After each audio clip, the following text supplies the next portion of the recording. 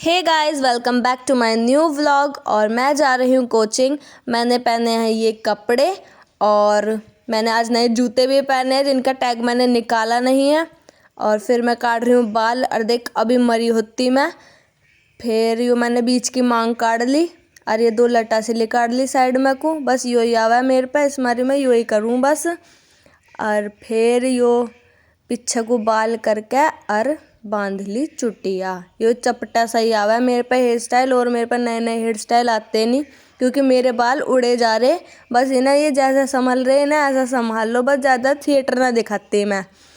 फिर यूँ बांध के और पीछे चल रहे थे मेरी मम्मी और मेरे भाई की लड़ाई, बहुत तगड़ी वाली, क्योंकि मेरे भाई की खूगी थी जीन्स। और अरे यूँ मैंने ऊपर को कर लिए बाल। बस अब मेरे पास स्किन ही ना काटना, बस अब जैसे बन गए बस बन गए। फिर मैंने इनमें मारा कंघा सा और इतने बाल टूट रहे हैं मेरे, दुनिया भर के जगह जगह घर में बाल ही बाल रहे हैं मेरे। मेरी माँ मुझे 70 गाली सुनावा है दिन में को। और भाई कुछ इलाज हो इनका तो बताओ मुझे कमेंट में ज़रूर, क्या करूँ मैं इनका।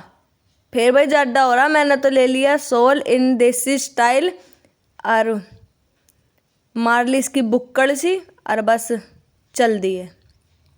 और मैं अपने भाई को इसको कह रही हूँ लेट कर रहा, इसके फैशन ही नहीं ख़त्म हो रहे थे। अब मैं ऐसे कह रही चल चल, और एक्टिंग और दिखा रहा था दुनिया भर की। फिर मुझे इसमें बजाना ही पड़ा यो जब चला। फिर हमारी होगी गाड़ी स्टार्ट और हम चल दिया। और भाई कोहरा हो रहा था घना ही तगड़ा।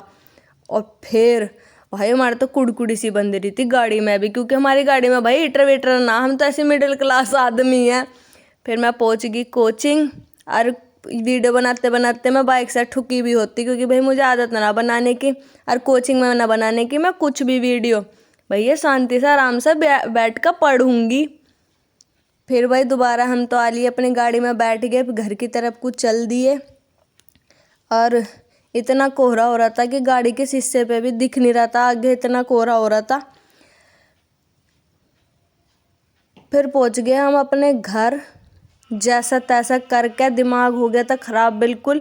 5 घंटे की क्लास लेकर और यहाँ मेरी मम्मी बैठ कर बुन रही थी सूटर। इन्हें पता ही नहीं कि मैं यहाँ आ गई हूँ अपनी उसमें लग रही। अब अरे यो पता ना बेमतलब में मेरे से क्यों चुपट रहा। और मैंने अपनी मम्मी का लगा दिया ठंडा ठंडा मुंह।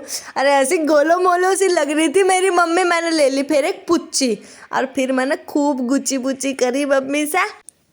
और भाई फिर हो गया मेरा दिमाग ख़राब, क्योंकि मैं थी सवेरे से भूखी और मुझे मेरी मम्मी रोटी ना बना के दे रही थी। फिर जैसा तैसा लड़ लड़ा कर मुझे रोटी तो मिल गई। और भाई सब्जी तो बहुत ही ज़्यादा स्वाद बन रही थी, एकदम मज़ा ही आ गया।